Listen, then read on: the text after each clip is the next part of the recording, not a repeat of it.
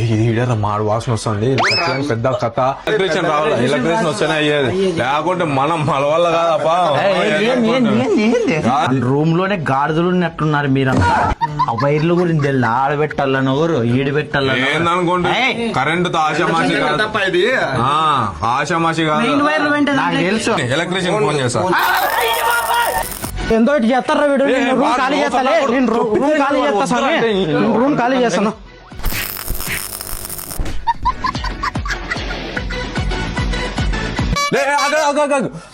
మొన్న గుండెకి నొప్పించింటే గుండె మీద కొట్టినాం, లేచినాడు. ఈ రోజు కరెంట్ కొట్టిన మూతి మీద.